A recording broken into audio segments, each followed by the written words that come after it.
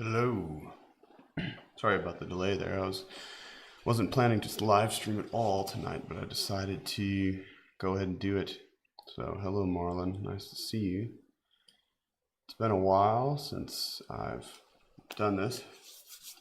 So the jet stream is really quite bad tonight, but we can still see the great red spot and some detail around it. So I'm happy to show the feed. So yeah.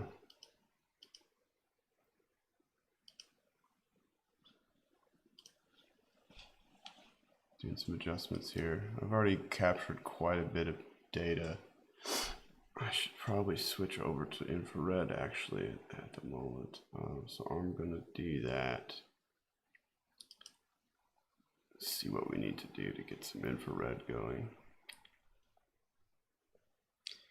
It is currently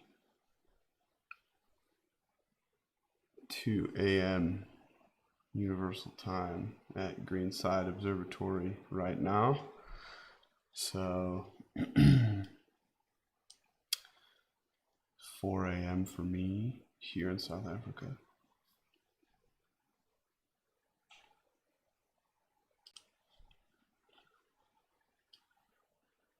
Don't expect a lot of viewers today. This is kind of last minute, but figured I may as well do some streaming while I'm out or in imaging here. So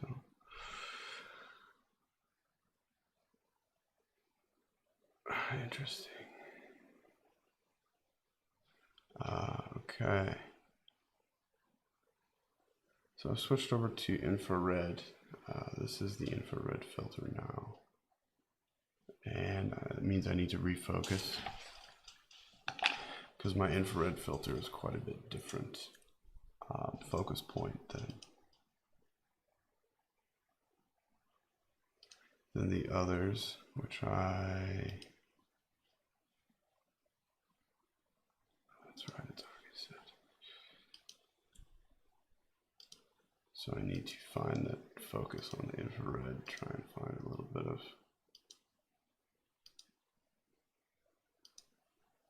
and we see that contrast coming in a little better now.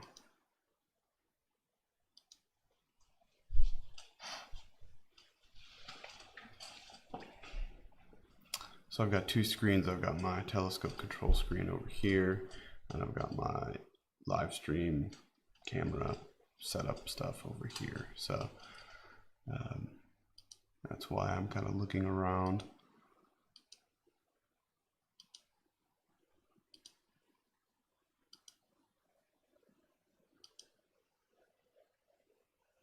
As usual, infrared looks pretty decent in comparison to the rest. It doesn't seem to be affected as much by the jet stream, so this is good. Once I find focus, I should be able to do quite a few captures in a row. And maybe get something decent out of this while the GRS is front and center here. So the GRS is right here in the middle. It's the brightest thing in the image because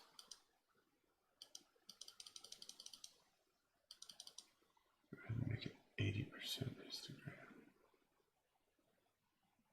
histogram. Because there is the most red, and infrared is, in that red end of the spectrum. So it's going to be one of the brighter things in the image.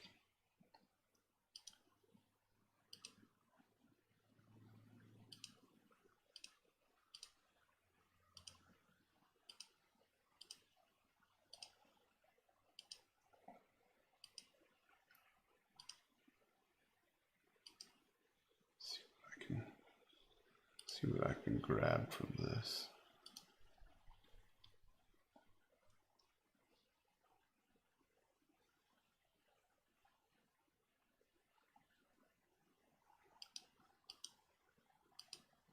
Yeah, the jet stream is really strong. You can see these.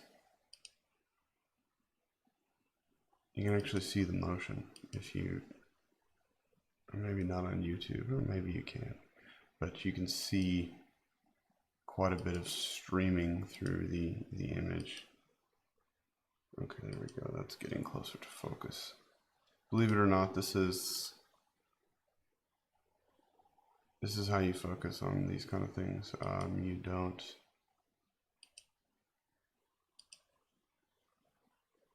You don't really get a super clear image from the video feed. I mean, this is live. This is Jupiter. This is the great red spot in the moon, Ganymede over there.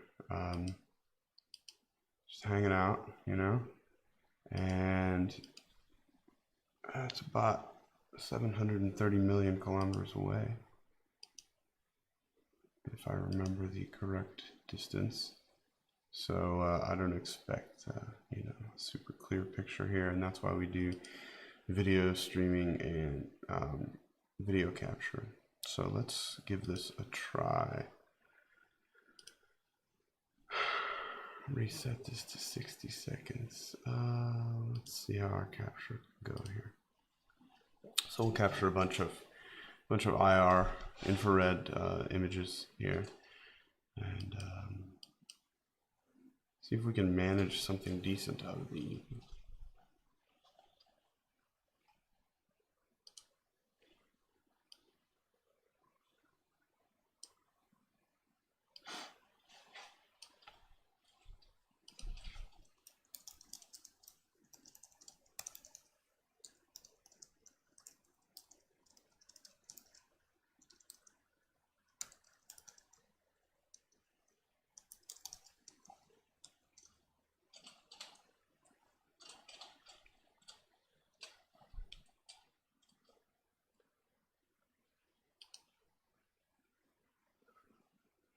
Let's see. I'm gonna send this link to a friend of mine.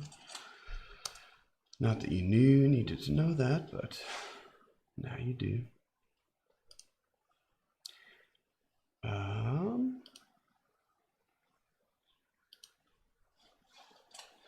So yeah, I just captured one. I'm gonna capture about 8 or so of these infrared captures. I'm gonna switch this. So I'm gonna automatically capture a whole bunch of infrareds in a row as soon as this one completes. So if somebody is watching and you haven't, so I haven't done one of these in probably 2 weeks now, one of these streams. It's a constant live Q&A while I'm doing it, while I'm out here. And any questions about what you're seeing on the screen, I'm happy to answer. So everything's cool there if you just throw it at me. I'm also, you know, imaging at the same time, so sometimes it gets a little crazy, but so I'm going to set up an automatic capture routine now. I'm going to go ahead and get 8 of these in a row with 10 seconds in between. I'm going to set a capture limit of 60 seconds for this, and I'm going to go ahead and get these all in a row. So it's going to do 10 video captures of 60 seconds each with 10-second delays in between, all on the infrared filter, because that's what I've set it to do.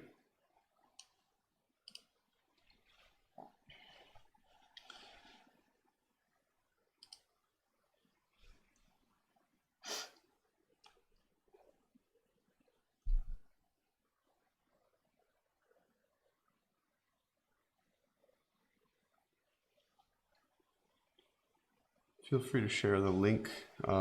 Share the link out to anybody you think might be interested.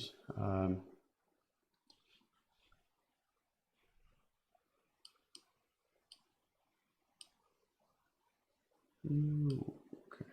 So those 4 dots, let me explain those 4 dots for the people that haven't seen those before. The 4 dots that are around the outside of Jupiter, those are the auto alignment dots. So the auto alignment dots in the capture program, I'm using a program called Fire Capture, and it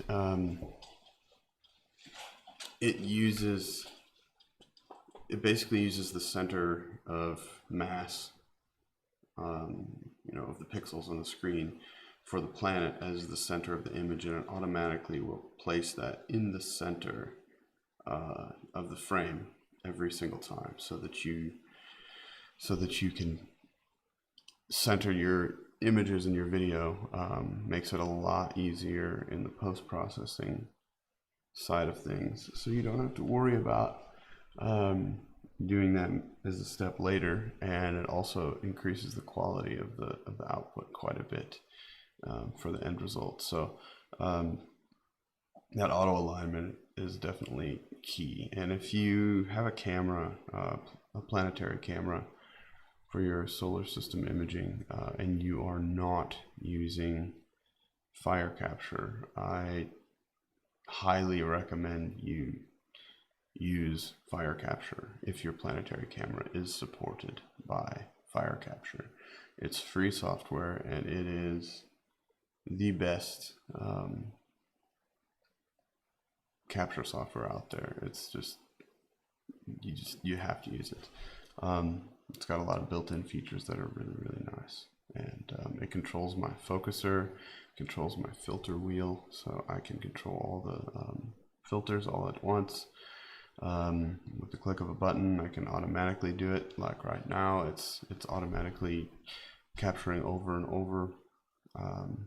For the infrared, I can do the same thing with RGB, where it will automatically capture. My heater closer to me here. It'll automatically capture red, green, and blue, and switch the filters for me, and even change focus if focus changes are necessary in between filters, which they often are. So yeah, definitely use that if you don't already. And then, so the other thing that's on the screen is this white box. So this white line is the cutout feature of Fire Capture. There's 2 different ways to do this in Fire Capture. There's something called the area of interest, which is a buzzword that a lot of planetary imaging tends to use.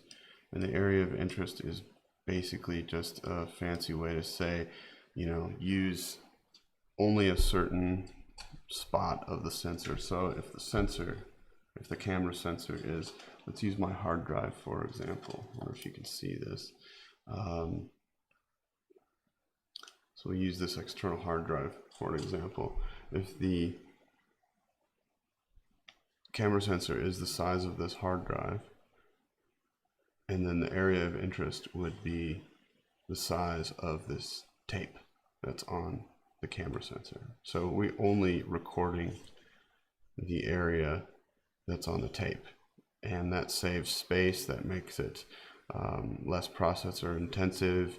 You can capture more frames per second that way if you're not capturing the entire camera sensor.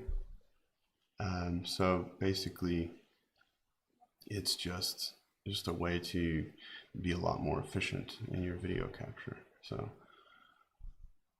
I'm actually happy enough with this infrared. I bet it'll turn out, you know. Maybe it will. We'll see. Let's see how many of these I have left.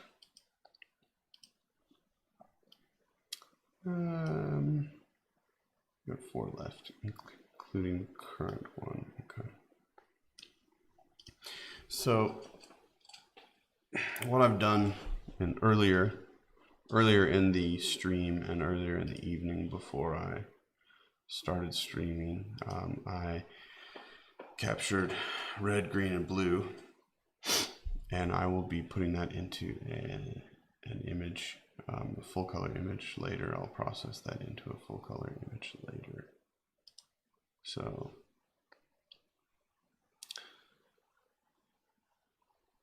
and I'll definitely be sharing that image on all the social platforms, on Twitter, and most likely on at least my Instagram story. We'll see how it turns out. With the jet stream, it was predicted to be horrible seeing conditions. So I wasn't even sure if I was going to image, but it turned out I haven't done it in a while, and I'm kind of I got withdrawal here, so definitely something I wanted to do. I just realized I did. Here, let's do that. Is that better? Yeah, it's a little better. So now you can see me better. Not that you want to, but yeah. So just got a couple more minutes of capture here on infrared. Yeah, about 2 minutes left on infrared. One other thing I'll be doing soon, and we'll see how pretty it is. It's going to be pretty nasty probably, but I've recently ordered, and it should be here now. Last I checked, it was in Dubai, so let's see how FedEx gets here. But I've ordered a methane filter, and so I'll be imaging in the methane band as well as red, green, blue, and infrared. And now methane band, the only reason methane matters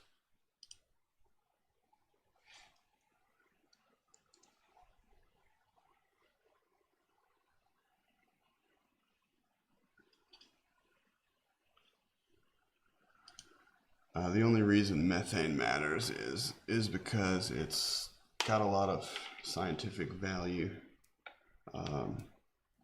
and I've been submitting my messages to science, for planetary science, and oddly enough, I've actually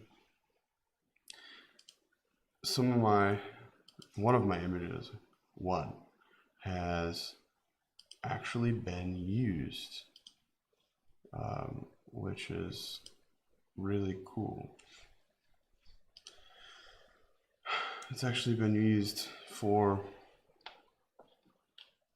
verify another observation by a friend of mine, Clyde, who is also in the area, and sometime we'll talk about Clyde's spot. You can do a Google search on Clyde's spot and kind of see, but my images were actually, one of my images was used to verify the existence of a new spot on Jupiter that seems to have faded now, but it's an area down here in the lower right of Jupiter that is it popped up really bright in the methane band right before Juno's last perigove, last flyby, PJ-27, and it was pretty exciting because we got to watch this new spot. And there's actually a really good image out there by Kevin Gill, who works for NASA JPL, and he does a lot of the processing for them as well and puts it out there, and it's amazing. So it's really cool to see a lot of that happen. For some reason, I'm not sure why. I wonder, this is very interesting.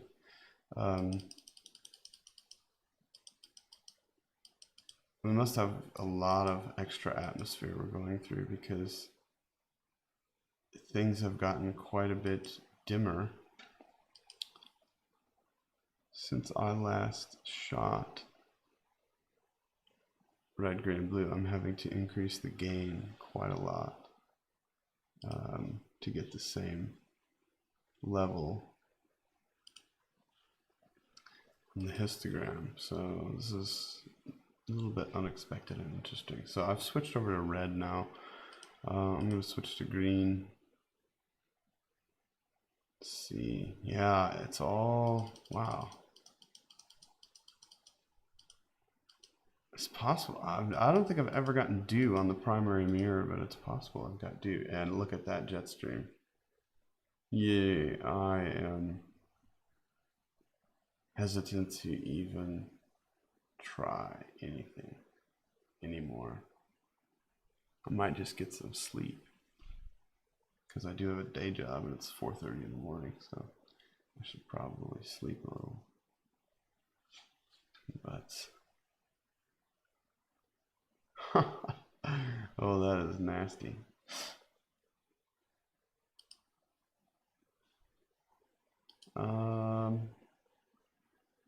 Yeah, I'm not even gonna try and image this now, but what we will do is let's switch back to infrared because infrared has a better image. Let's switch back to infrared and okay, so there's IR.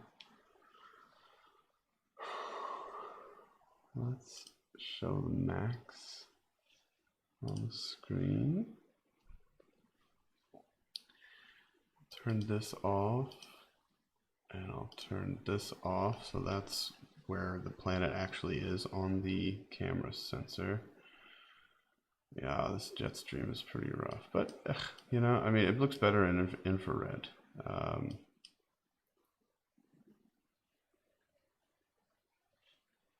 least it's more stable. It kind of cuts through that stuff.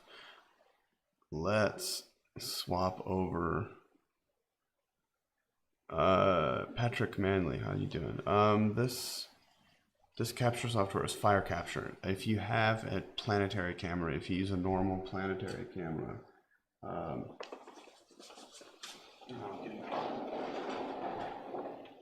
if you use a normal planetary camera, like a ZWO or a QHY or one of those, highly recommend fire capture. It's free. It's the best. It just, everything is, it's wonderful. It's wonderful. It makes your life easier in a lot of ways, even in post-processing, believe it or not. So yeah. Anyway, let's switch over to, I think we should go over to Saturn. Just because it's nice, you know? So we'll do that. We'll switch over to Saturn right now.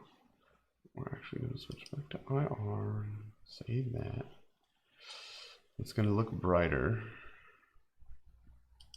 Okay, so here's Saturn. If you watch real carefully, you might actually see the telescope slew. So I wonder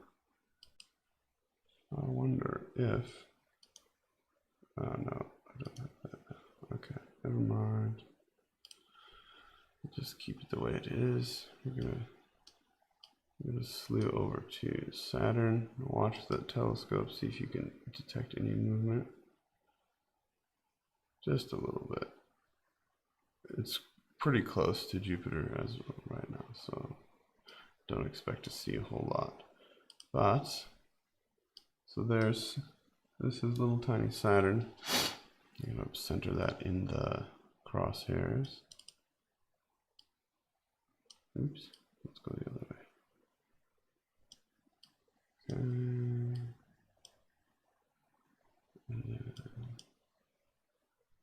Uh-oh, I see it. Oh, easy there. There. Hey, that's nice. Not bad.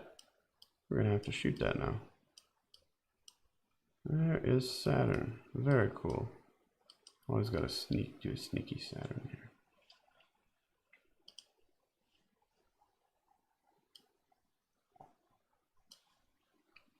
Center for you.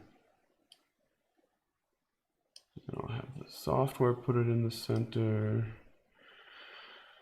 Put a clipping box around it. So on Saturn, we actually clip really small, right up there, because I never even try to get the moons. Let's see if I can. Yeah, none of the moons are visible. They're so dim compared to the planets. So I'm not going to even mess around with that. But yeah, there's Saturn in infrared.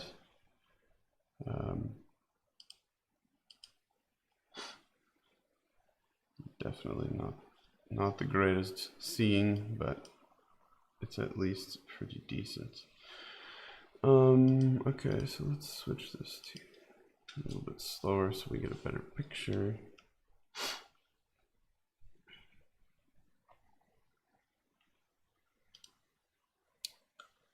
As you can see, my focal length is just under 6,000 millimeters.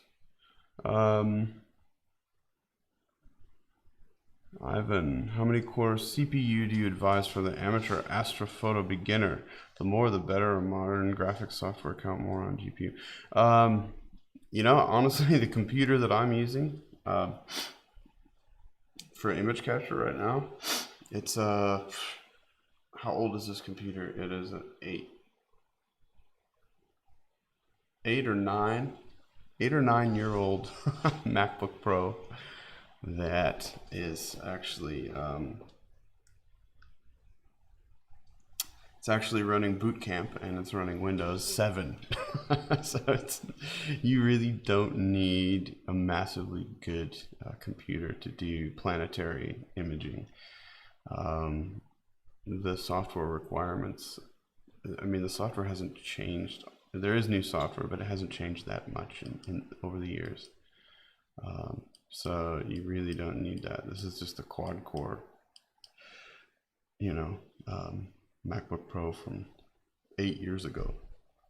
That's what I'm using.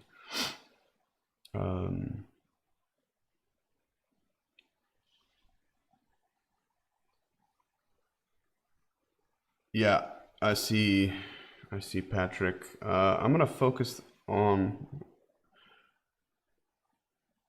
Saturn here a little bit more, and it's really dim. There's a lot of crap in the atmosphere right now. Huh. This is gonna be noisy as all heck, but that's fine.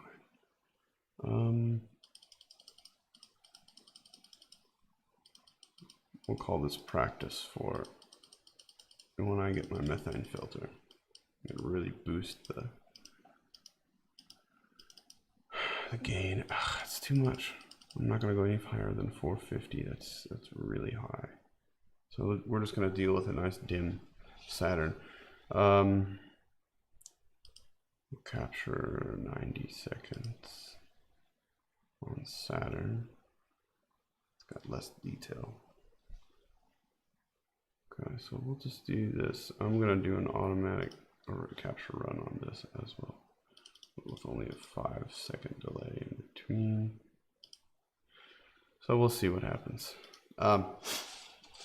So now I'll take the questions here. Yes, my take on the CPU. Yeah, I would say RAM is more important, but the thing is, like, listen, like I said, for capture here, I'm using, so this is running image capture, my guide camera. I'm not guiding, but I'm using it to target, my targeting camera.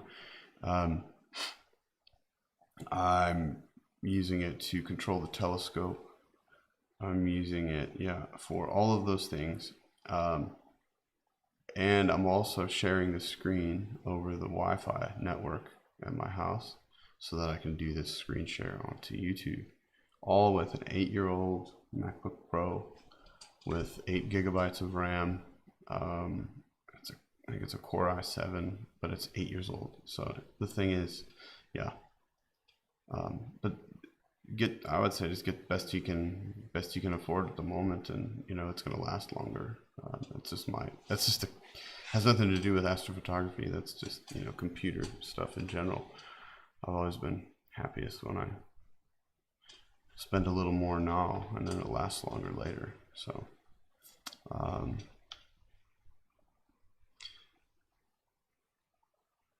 even processing wise, I mean, I'm not limited by this. This computer doesn't take that long to do the processing. Full screen, if I'm using the full, 1080p sensor size on the image capture, then it takes a little longer to process the images. But the thing is, if you use these clipping box features like this, this box around it, and you actually only capture what you want, it saves a lot of hard drive space, like a lot of hard drive space, and then also it makes the processing in general just a million times faster, and you don't waste. So yeah. Let's see, you're shooting without a filter, Marlon. So what you really want to do without a filter, I'm assuming your camera has a built-in infrared and UV cut filter. So if you're shooting without a filter, if it's a monochrome camera, what you're doing is you're shooting luminance. And so that's just like all, the entire visible spectrum smashed into one, plus near infrared. You definitely want to use an infrared cut filter, and at the minimum an UV cut as well, because those two things can severely affect your image quality if you're not using a filter. If it's a color camera, it should already have a UV IR cut filter, but they're not always great. Yeah, so the only thing, yeah, definitely, if you're using IR only, like this is, I'm getting a black and white IR image, which is great for what I'm wanting to do here. You just have to know what you're gonna get, I guess. So if you get an IR, this is an IR pass filter, but an IR cut filter actually will, cut the IR and cut the UV. So don't want in there. But yeah, definitely crop the frame during capture, because you don't need all this stuff around it. It's useless unless there's a moon in it that you're trying to capture. There's no reason to capture the full image, because these things are huge. I've gone through already 100 gigabytes of data. I've captured 100 gigabytes tonight, and I've cropped on Jupiter and on Saturn. So there's no reason to capture that whole frame and just waste hard drive space, and then it makes the processing so much slower because you've got so much more going on. It's just pointless to do that. So no reason whatsoever. This is much more efficient. Let's make it bigger. So why not? I didn't even refocus. Should have. It's kind of a mistake. But actually, I don't have anything I want to refocus for. I think I'm pretty close, and the jet stream is kind of ruining everything, so I have to get lucky here and hope that I've got something decent. But it's so noisy, yeah, because we're shooting infrared, so that's kind of part of the infrared deal. It's dim, it cuts that, and methane is even more so. So when I start shooting methane soon, one, it'll be much uglier. Two, it'll have a lot more scientific necessity, but it'll be very, very, very dim. So I'm gonna have to use binning and kind of boost everything and take long exposures for planetary at least.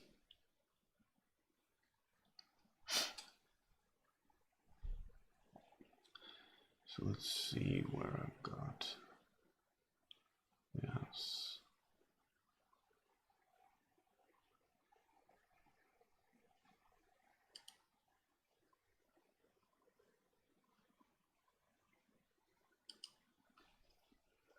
Oh wow.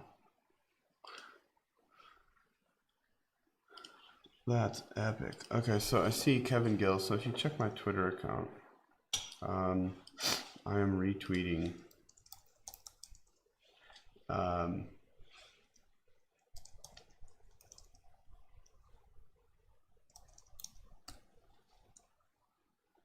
I'm retweeting an image that Kevin Gill made, a crescent Jupiter of Jupiter's south pole. Kevin Gill from the Juno team just tweeted today, and it is just beautiful.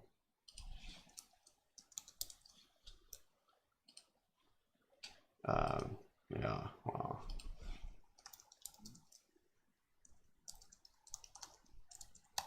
Sorry, I'm multitasking you guys, but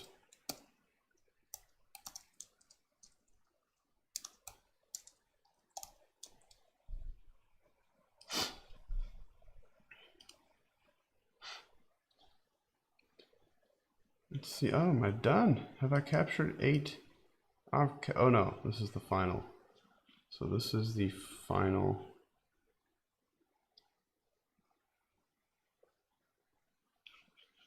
capture of Saturn. I'm not even going to bother going back to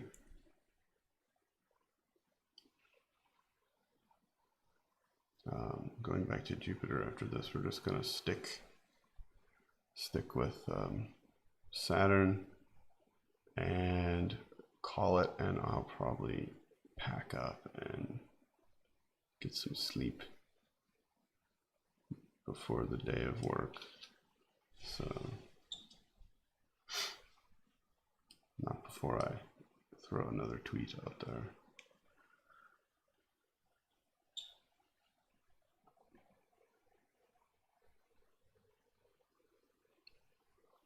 Okay, so I see I've got some more questions. So how does the noise from that extra gain process out darks? No, it's just you shoot a lot, and while I'm sitting here, I may as well start another auto run. Okay, you just shoot a lot, and you have to use more frames. Luckily, infrared is only the one color, so you can shoot longer and get more frames and just average out the noise. It's just like any other astrophotography with using the more frames you use, the smoother the image is. So it's, I don't shoot darks for planetary. It's not necessary. It's all about quantity, basically. You shoot as many frames as you can and then use as many that are usable. So that's how that works. And then, yeah, I mean, you do a lot of noise reduction in post. I still need to do a live stream with post-processing. I think I'm waffling on it because I don't know why. I really don't know why. Anyway, I'll do it soon, I promise. So we'll do a post-processing live stream soon where I'll just go through the entire process. It is quite intensive, so it's something that's not super easy to do, but it's once you do it a few times, it's actually the more boring part. I much prefer image acquisition like this. So that'd be great. Marlon is asking if I shot without a filter of luminance. That's on a mono camera, luminance, without a filter, and shot in the IR band pass. It's the same. No, so IR band pass on, like, that's what we're shooting right now. So we're shooting IR pass on Saturn at the moment.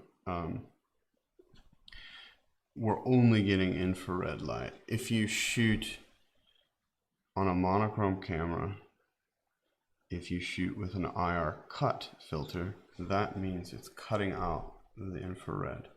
So you're only getting, you'll have to look at there's graphs for the filters always.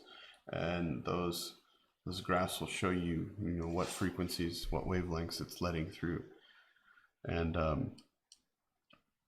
so that's what the IR cut filters will cut out the infrared. The IR pass is what we're looking at now, which is only infrared light. So this is invisible.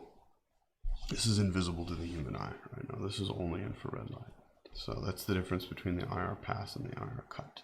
IR cut is very important to be using when you're shooting anything with in the visible spectrum, because infrared and visible light have different focus points. So you actually need to focus them differently. So if you've got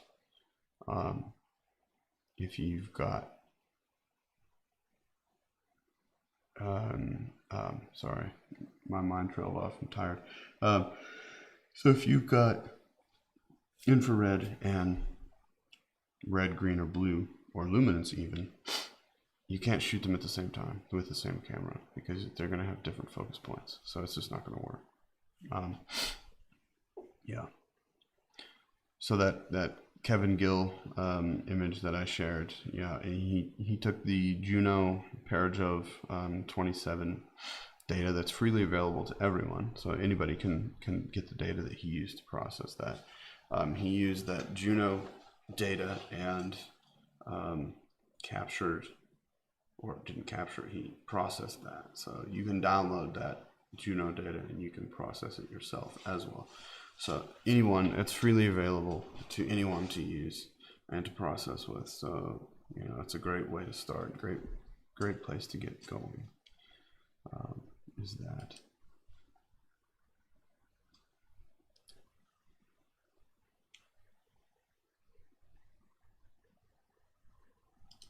So yeah.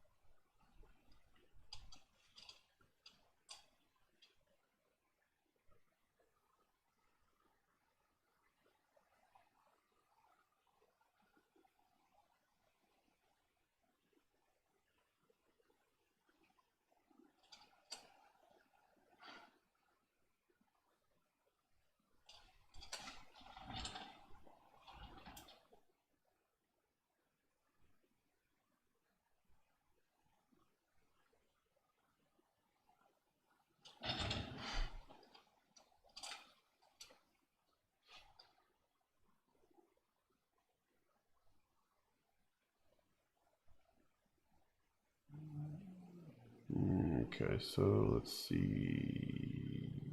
Let's do. Yeah, I think I've got enough data on it. I've got too much actually on Saturn now. This is too much. This is just going to be crazy. Unless I get really lucky with one of these. We'll see. I'm going to let this capture finish, and then I'm going to close up shop and get a little sleep before the day begins.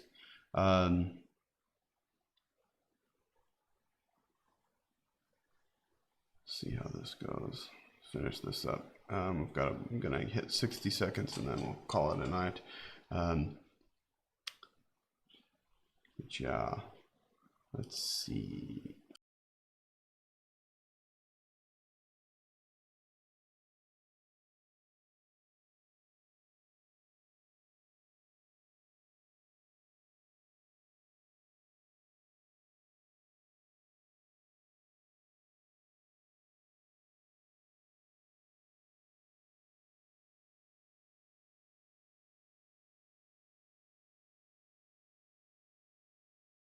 What does that mean? So what I've been doing, is this wrong? If I open this up, if I turn this on, oh, it was working the whole time, it just wasn't showing. Okay, well that's good to know. So, oh, I let another capture go by. Oops. That's fine.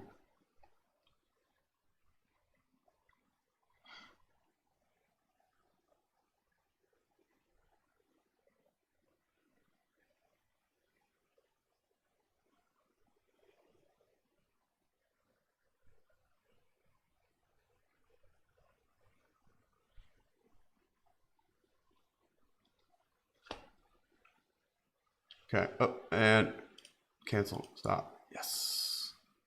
So I got a whole bunch of infrared, and it's going to be interesting. So what I'm going to do now is I'm going to switch over to, yeah, okay, I'm going to switch over to the telescope. So this is, I'm going to call it a night. I'm going to park the telescope, call it good. So this is my telescope control here. Looks pretty cool. All I have to do is tell it to save the alignment and park. Oh, whoops. No, I don't want to align. I want to save alignment and park. Well, huh. Okay, well, anyway, it's not going to work right now. GPS, it can't find GPS. Why not? I don't know why. That's weird. That's very strange. Maybe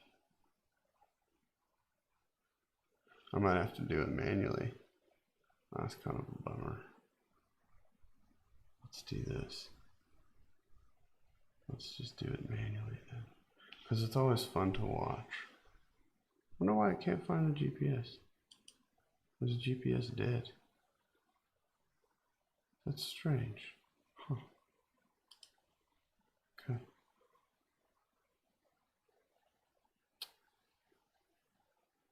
Always issues. Anyway, okay, I'm gonna call it an evening. Call it a morning, whatever this is. It's almost 5 o'clock in the morning here. 2:50 UT